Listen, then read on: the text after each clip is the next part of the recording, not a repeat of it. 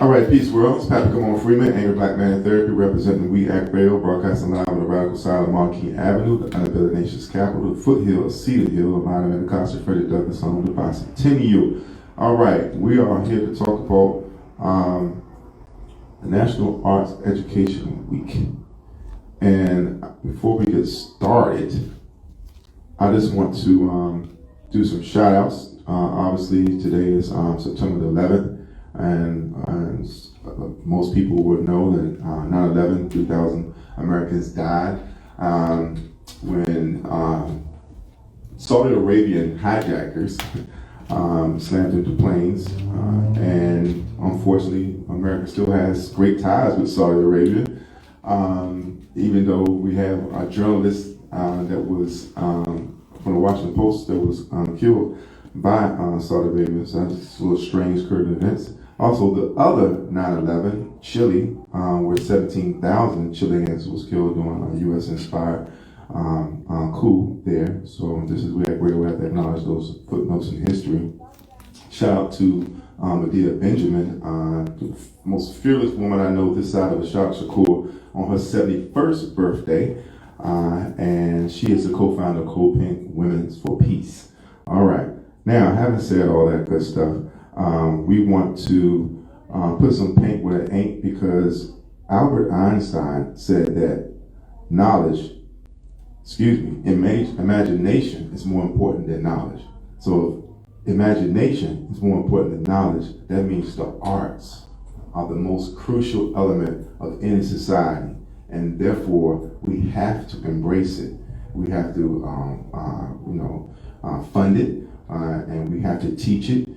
Fortunately, it's often the last thing to get funded and the first thing to get cut whenever we're talking about education. But hopefully those things are going to change, because we're not just doing STEM education, we're doing STEAM. And that's what we want to talk about. Shout out to Duke Ellington, DC's premier school of the arts that needs to be saved. So make sure we pay attention to that as well. And also, WEAC Radio is a media sponsor for the upcoming Capital Economic Creative Summit, talking about the arts. So mark your calendar for this Thursday, September the 14th at Busboys and Poets, 450 K Street Northwest. Be a part of the Creative Entrepreneur Capital Summit, exploring creative funding for the creative economy. Hear from experts and a network of professionals. You can register now at CECS2023eventbrite.com. That's CECS23eventbrite.com. We'll be posting this in link in the stream shortly after this broadcast. And this is your chance to attend this event for free, meals included, if you comment during the course of this event. So only for the live participants. We only got 5 slots. So the first 5 people that comment during the course of this live broadcast, you can get your spot this Thursday, September 14th. It's an all-day event. Meals are included. And again, that is the the Creative Entrepreneur Capital Summit. All right. Now, having said all that, brings us to our illustrious guest. Also, shout out to Easter River, dedicated that September issue to the arts. Also ran by artists. Pick your copy up at anywhere, especially We Act Radio or any Easter River location. We have 4 incredible guests, and we'll have 4 more coming in the second panel. I'm going to pass the mic and let them introduce yourself. We're going to start with the mighty Mazi Mutafa. Thank you so much for the invitation. My name is Mazi Mutafa, Executive Director and founder of Words, Beats, and Life. I've been doing that work for the last 21 years. Thank you for the invite. My name is Bola J. Simmons. I'm an art educator here in DC at Friendship Public Charter School. And an unpaid lobbyist for the Crown Act. Good morning. My name is Ashley McKinnon. I'm the Director of Education Programs at the DC Arts and Humanities Education Collaborative. And good morning. I'm T-Shar Swain with Americans for the Arts. We're an arts advocacy group. And you get the anchor of the relay race. Tell us why we're here. Well, we're here today because it is National Arts and Education Week. This was something that was instituted by Congress and the President back in 2011. So each week, or each year during this time, we try to uplift the work of arts education and really try to focus on why arts education is important for kids. All right, that leads to our first question. Well, why is art education important, especially to our kids? And we'll start with you. Well, I think that arts education is something that is important as it pertains to social emotional learning, right? We are post-pandemic. We have a mental health crisis that includes our kids. And really, arts education is a way and a foundation to cope, to learn about self-awareness, to learn about self-efficacy, to partner and to teamwork. And so it really, truly is important to learn those skills to succeed in life. And arts education is important as any of those subjects to do that. Same question.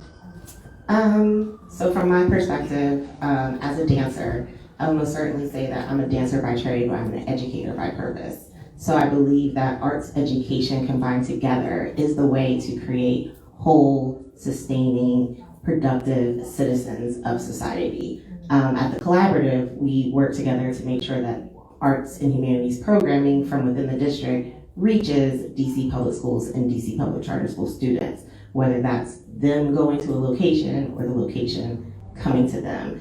And having served as a dance educator in Maryland and in the district, it's number one on my list because I feel it made me the person I am today, and I wouldn't be as amazing without it. Humble, and she talks like a dancer. Dancers use their hands very creatively. Same question, but I want to talk about this Hip Hop 50. So, how is that part of the importance of schools, part of art education for our young people? Because if they don't have those arts in schools, maybe they'll steal electricity, and take your mother's equipment, and create $1 billion industry that we no longer control. All right, that part.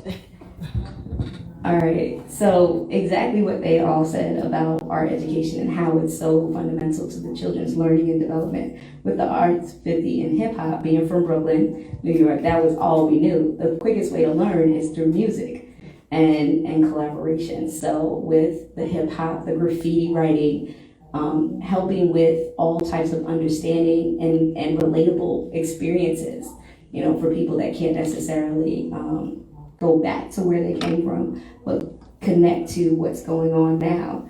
And fusing that. Hip hop fuses all generations from beginning to end, so that incorporating that into their learning experiences, singing songs, rhyming raps, how they're learning their alphabets nowadays, all of that is sustainable in their systems at this moment, at this time.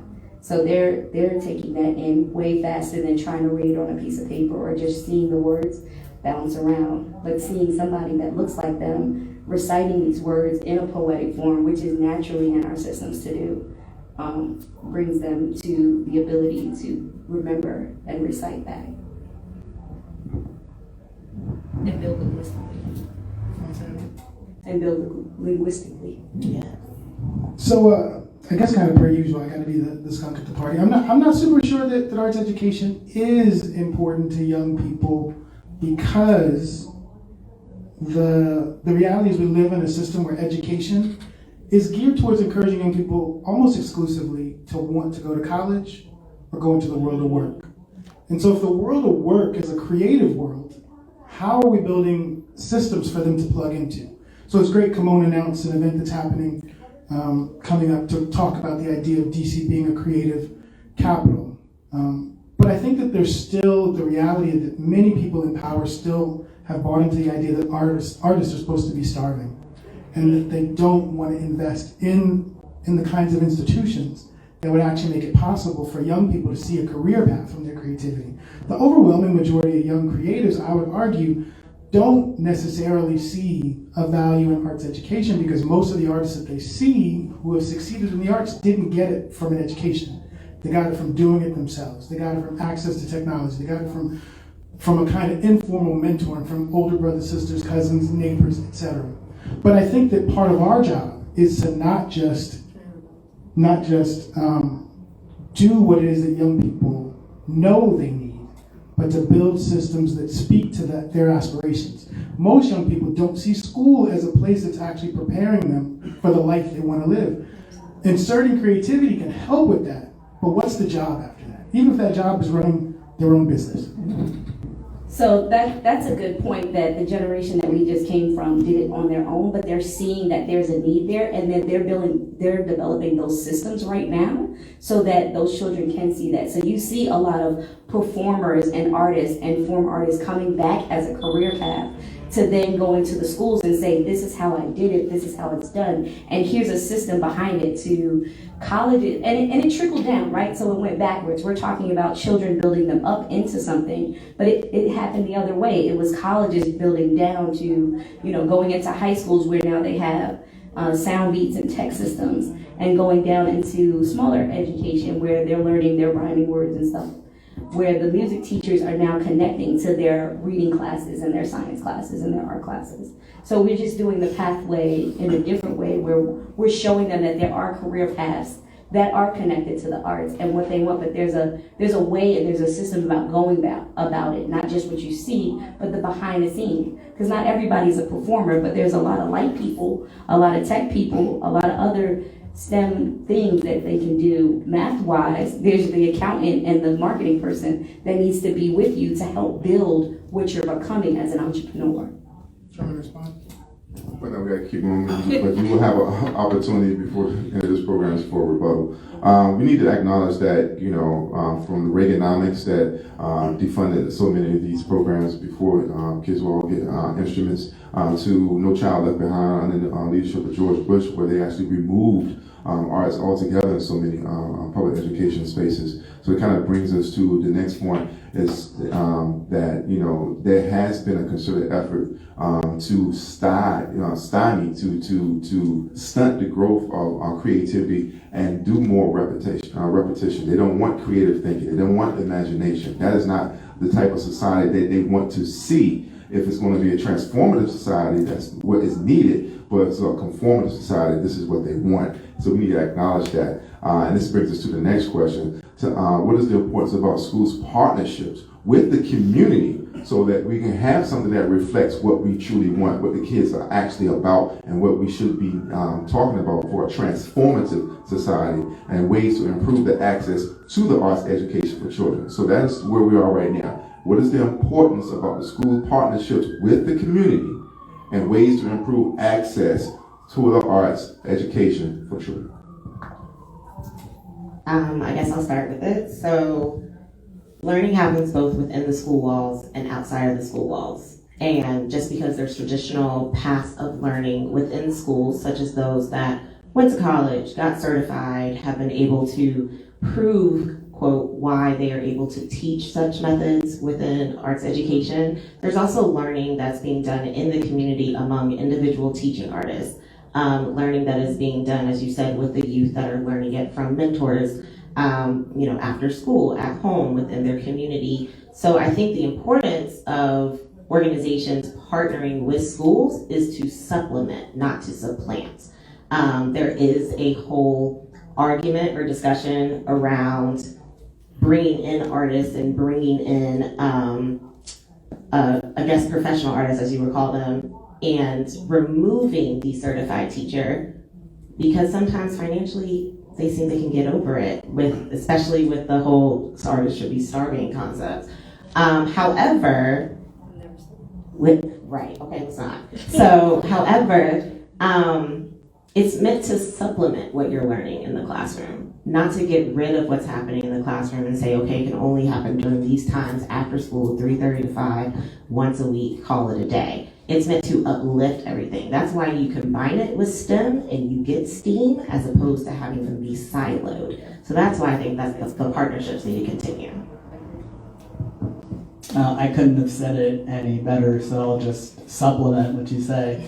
I think that the community partnership I think also offers just different perspectives, right? And so I'm trying to track with what, Mazi had said earlier, is that, for example, music education, most of it is taught from that Western classical theory, which of course is important, right? But what you often see in places where, more diverse music education is being taught is that it is that community partner who might have that, world experience that really opens the eyes of a child that, okay, well, this isn't the only way that you teach music education. So that's why I think that shared endeavor and that community partnership is just so vital and important. All right, we just got a few minutes left. This is our first half of this panel. We're going to bring in another panel after this when we have closing comments as we prepare for a transition. And in your closing comments, please tell us what do you plan to be doing for National Art Week. It's from September 11th until September 16th. All right, 7 days of art. What are you going to do with your creativity? All right. I think Mazi had a rebuttal. Yeah, I mean, so part of the reason why I'm the skunk at the party is because I hate panels where everyone just agrees.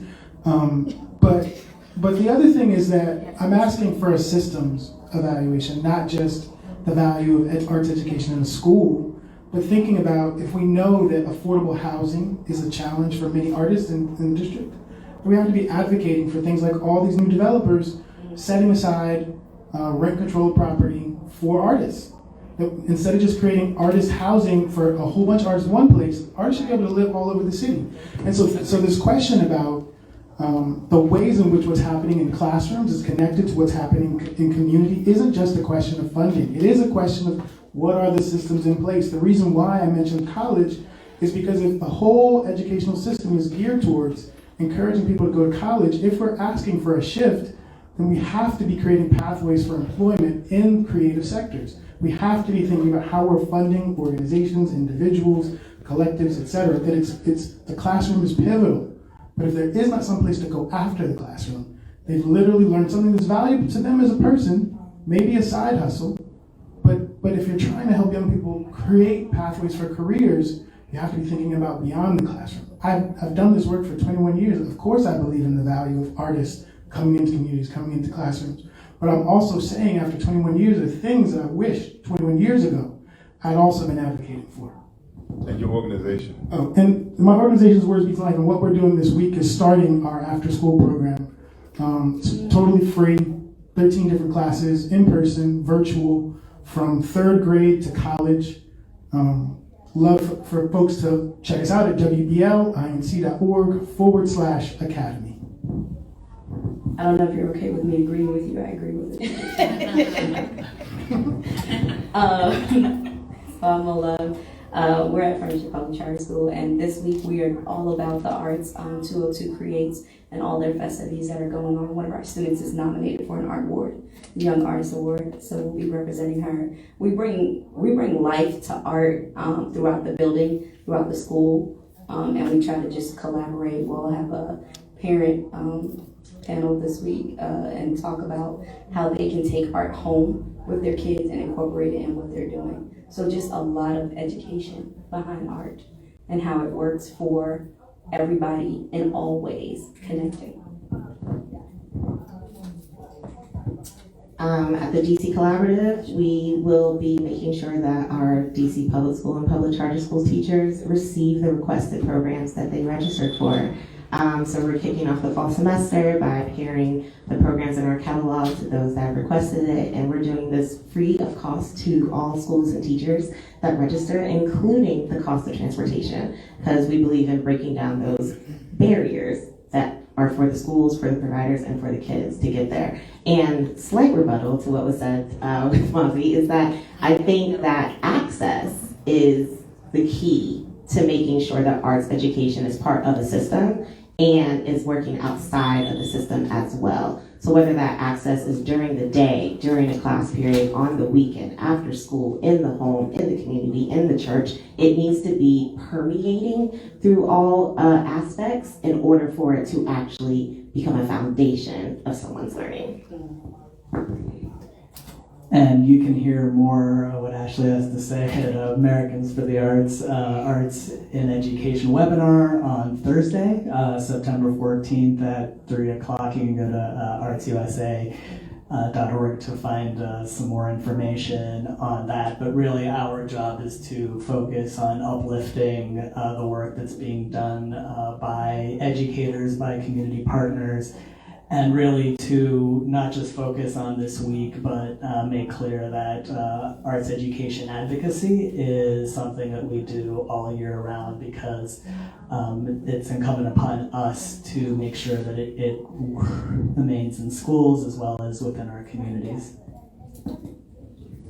All right, so I want to thank my first panel for joining us here today for the National Arts and Education Week. This is sponsored by Americans for the Arts. You can get more information at americansfortheart.org. That's americansfortheart.org. So give them a virtual round of applause, and as they transition out, we'll invite our second panel to join us here expeditiously. All right, thank you for joining us here on the Radical Side of Martin Avenue on We Act Radio. Do something. All right, and as we transition quickly, we want to remind you that you mark your calendars for Thursday, September the 14th, 2023 at Busboys and Tours, 450 K Street Northwest. Be a part of the Creative Entrepreneur Capital Summit, explore creative funding, hear from experts and network with professionals. You can register now at CECS2023, Second panel, please join us expeditiously to come into the front. All right, CSCS2023, Eventbrite.com. You also can get free admission for the first 5 people that comment on this live stream. All right, first 5 people to comment on this live stream. We got Ray as a media sponsor for this year's Creative Entrepreneur Capital Summit. All right, we got the brothers in the house now. I got some strength. All right, and then, we need some white chocolate coming in here. All right, this is my Tina Marie right here. Christina, we're waiting for you. Miss Christina, who just arrived at 11 a.m. interview at 11:45. All right. I'm here. All right. You're not on camera, Miss Christina Anastasia Bid, Executive Director. Welcome back. All right. Now we can get started for our second panel. Acknowledging the National Arts Education Week. All right, I don't know who we should start. Let's start with the ladies. Ladies first. Christina got here last. She does not speak first. That's not how we do this. All right. Let's start with my favorite person I haven't seen in a while.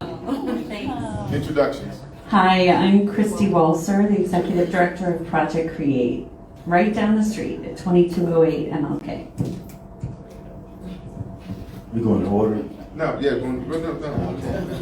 Peace, everybody. This is Jason, Director at On Floor Gallery, also Vice President of CD United. All right. No. Hi, I'm Christina Noel. I'm the Executive Director of the Anacostia Business Improvement District and leading the charge with DC's Arts and Culture District, Art to Go. All right.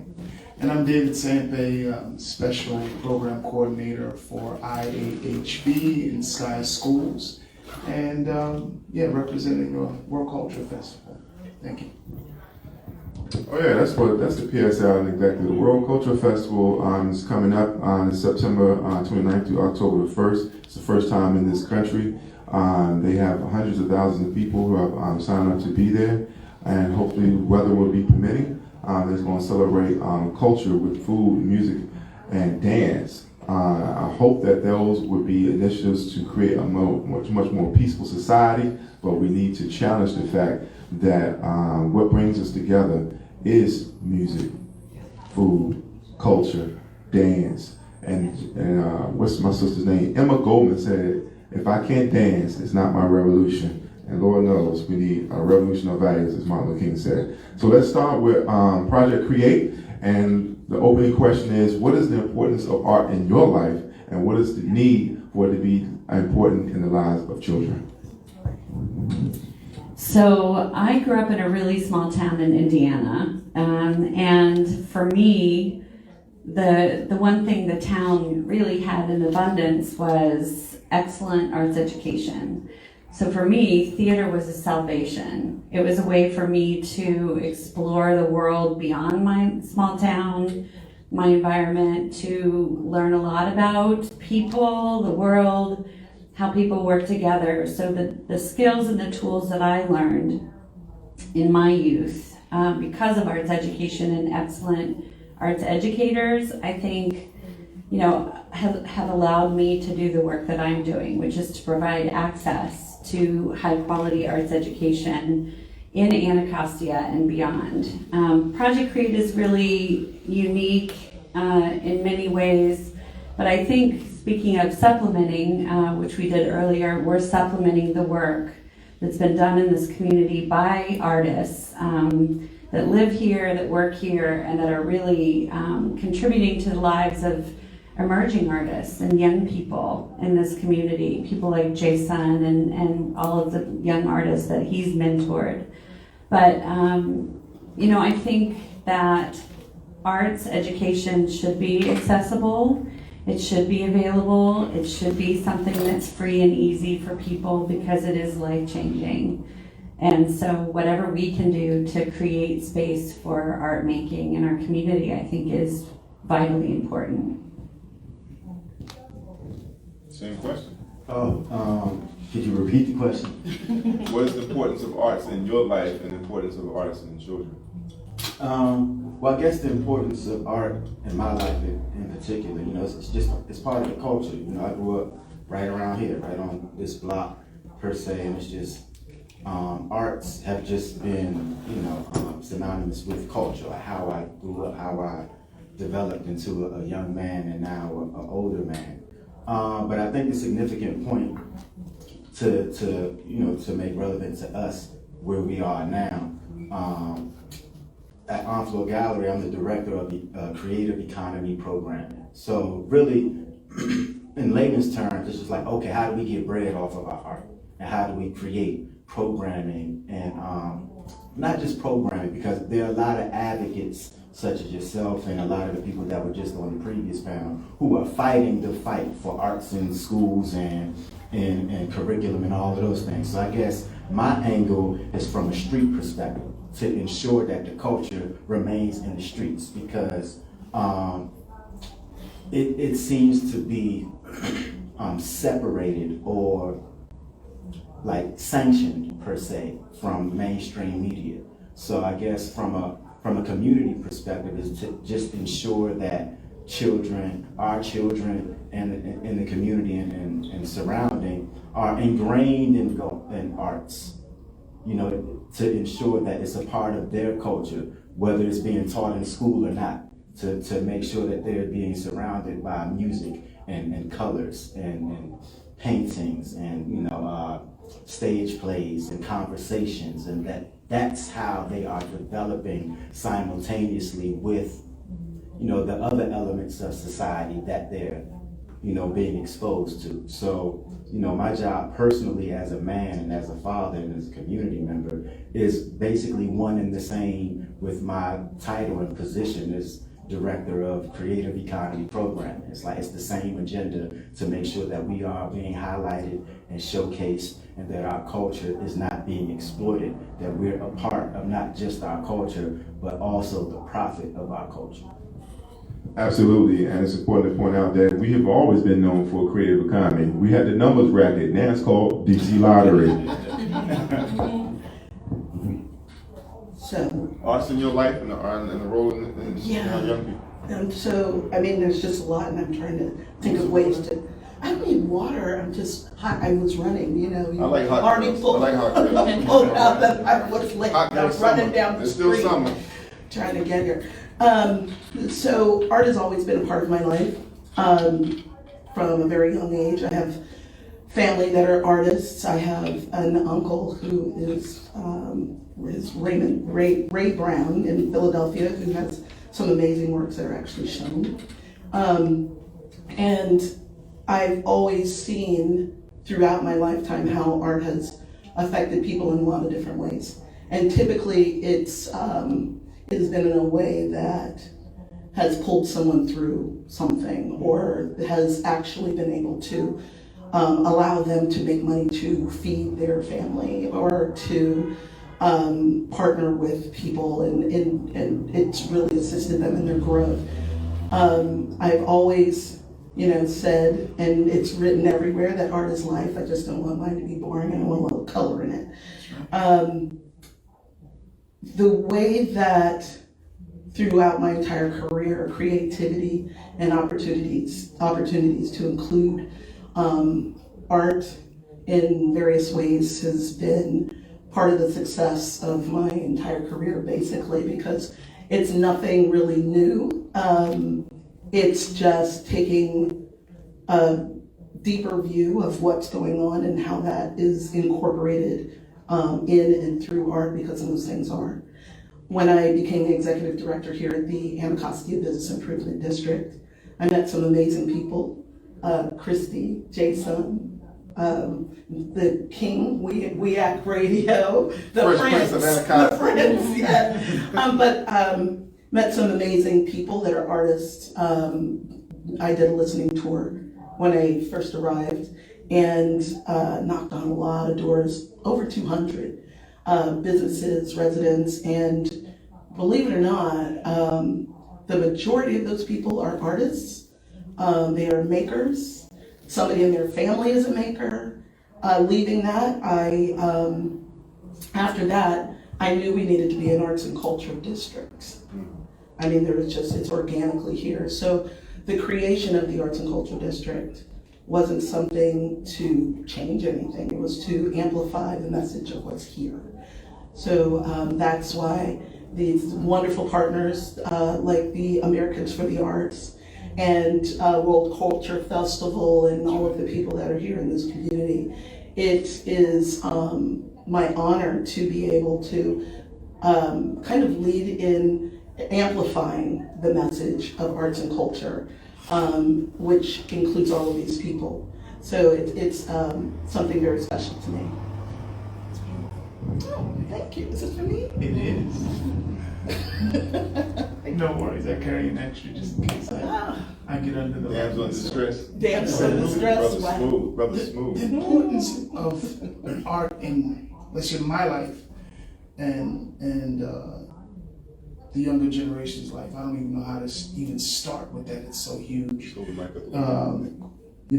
You're just thinking about the quality of life over quantity of life, and without art, you have no quality, of life itself. To be able to dream, it's interconnected with art, So if you take that out, the inability to be able to see the future and dream, I think would be, kind of the importance of it. And if without dreaming, there is no future for our youth.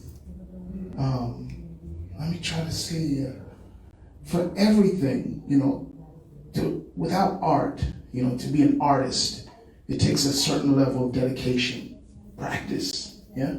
You have to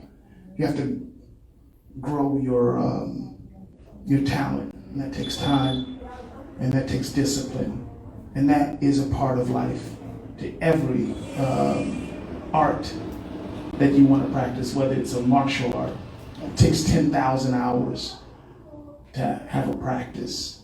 Whether it's interior design and whatever kind of art you perform, it takes a certain practice, and I believe that is very important for the youth to have that sense of practice. And I just think it's absolutely important to just keep that art alive in our culture and everything else. I'm gonna leave it at that. Thank you. All right. I mean, we all was artists when we first started out. We all danced. We all sang. Hopefully, some people need to stay in the shower when they do it. But we all wrote a rhyme or a poem or something until someone convinced us or beat it out of us that we were artists, that we couldn't make a living doing this, and that wasn't serious and it was a waste of time. That is what needs to be let go of. Again, Albert Einstein says that imagination is more important than knowledge. So that means art is the most crucial element of our humanity. Okay, so September 11th to 17th, it is September 11th to September 17th. I'm proud to say that because my son's birthday is the 17th, which means that he is an artist and he was born during Artist in Education Week. So they're asking you to do four things: participate, advocate, and support and pledge. You can get more information at AmericanForTheArts.org. So participate, advocate, support, and pledge. And this was passed by Congress in 2010, the House Resolution 275, which designates the week beginning with the second Sunday in September as National Arts and Education Week. And during this week, the field of arts education joins together in communities around the country to tell the story of the impact of the transformative power of the arts and education. So arts and education is transformative. Education without arts is conformative.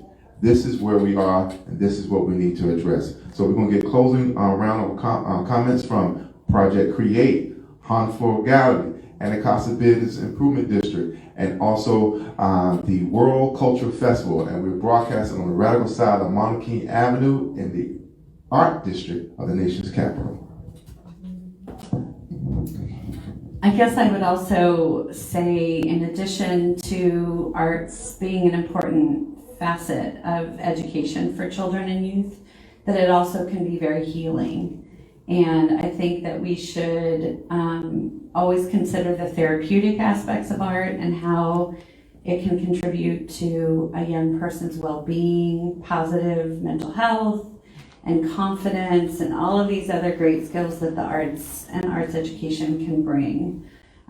So it's really important that we all kind of stand behind our young artists and make sure that they have the tools, that they're growing in their skills, and they have the support and encouragement so that they can find all the benefits of art in their own lives and, you know, grace us all with what they discover and what their talents are. That was good, Christy. But before I even give my closing statement, I just want to thank you, Kimon, you and We Act Radio, for always holding it down and being who you are. Also, as Americans for the Arts, just even acknowledging and highlighting arts and education week is just a telltale sign that the importance of arts. Well, I guess the how damaged the school system was when arts were removed is finally coming to rear its ugly head. It's like, okay, this is what happens when you remove the arts, you know, purposely from curriculum or just from people in general, and how important it is to our lifestyles and our culture and our families. And so it's good to know that not just one demographic of people feel this way about the arts. It's a worldwide phenomenon of insisting that arts be a part of education and curriculum and culture. So I don't really have anything to say subjectively myself. I just appreciate that, you know, forums such as this and conversations and organizations that are, tirelessly fighting for the recognition and of the importance of arts. I'm just happy to be a part of it. Thank you. All right. Art District is here because of the work of Anacostia Business Improvement District, and we're so honored to be in the heart of that area. Thank you for the work that you're doing, but please tell them about your novel idea of having music broadcast to the public as a violence prevention initiative. Well, I'm going to say that, but I'm going to say some other stuff too. Just know you added on to my time. So, yes, we do plan to soon have speakers on some of the poles on our corridors, our business corridors. We do have some areas that need a little bit more attention. We have some people that, and most people, they, just like everything else, all kinds of art, they're affected by great music. And it helps people. It's therapeutic for people. There's so many ways that music helps me in the morning to motivate me and to come into work. And I do believe that music is food for the soul. And sometimes when you're walking down the street and you can hear some music, it just kind of puts another little pep in your step and gets you to think about some things. So we want to be able to share that. We hope that we're able to touch some folks. It's an intergenerational initiative because typically music brings us all together in some way. And it's not anything new. Again, it's happening and happened all over the country, and we're going to do it here. It's important to look at all the different ways that we might be able to work with our partners to affect PTSD and other ills that might be taking place in our communities, but through art and as much creativity and love as we can. So that's hopefully going to make some effect on some of the crime that takes place, and we'll monitor that, and I think it's going to be a great thing. I wanted to just make sure that I said that we are so grateful and appreciative to all of our partners here, but to everyone that is really taking an interest into, and again, the word intergenerational is extremely important to us. Creating programs through art that affects PTSD, affects loneliness, affects folks just wanting to connect. A lot of times you can connect through the different arts. I mean, I don't know of a better way. And so we are working very hard to make sure that even though education and the training, we want to make sure our educators, our partners, our trainers are able to have places to actually do that in, have access to studios, have access to places where you can actually get exposure for your work and potentially to make sure that although, we have amazing partners, a lot of times they'll need space to actually bring our youth and our older folks to be able to take part in a lot of it. So, we're walking that fine balance of trying to incorporate all of those things through art and culture and all the things that everyone loves, but we also need to make sure we focus on access and need. So thank you for having us here because you're super important. Thank you. And all the work you do, even though you pick on me all the time. Nice to meet you. That just means he loves you. Is that what that means? Yeah, That's that's what it means. I've known him for 25 years. He knows. He knows. Okay, I believe you. So I don't know. I'll just kind of pick up the ball here and just represent, what the World Culture Festival. I am from, I represent the International Association of Human Values, which is a subsidiary of the Art of Living, and in that we teach. Organization teaches the joy in life itself. And it all starts with the tools that you already have, and that's within our own breath. Just to actually, how many times today do we actually think about that there's a life force moving through us, that we're breathing, and there's healing powers, just focusing on that breath. And what the World Culture Festivals bring to town is a celebration of just that, a celebration of life. And I don't know if you know how big this is. The last World Culture Festival in New Delhi, we brought in over 3.5 million individuals, and now we're finally coming to the States. And what we need to realize is that we're coming into American culture, for the first time. But American culture is Black culture. There is no American culture without Black culture. And from the 29th of September to the 1st of October, we want everyone to come out and represent Black culture, American culture, and bring it onto the mall and truly celebrate the World Culture Festival and the art of living. So we invite you all, and we hope to see everyone there. It's going to be a celebration of life. So thank you. All right, from the art of living to the Arts and Education Week, you want to make sure that you're a part of that, to participate, advocate, support, and pledge your support to for the tell the story of the impact of transformative power of the arts and education. Go to AmericansForTheArts.org. That's AmericansForTheArts.org. And whether it's for voting rights or voter suppression or the lack of voting in Congress and here in D.C. where we need support for statehood, artists use in those campaigns, whether it's the protest, whether it's an artist that's been a spokesperson to bring attention to those issues. It is necessary, it is transformative to have arts involved in all of this. So again, let's give another virtual round of applause for our second panel that's closing us out for Arts Education Week on September 11th to the 17th. As we like to say here, we at Radio,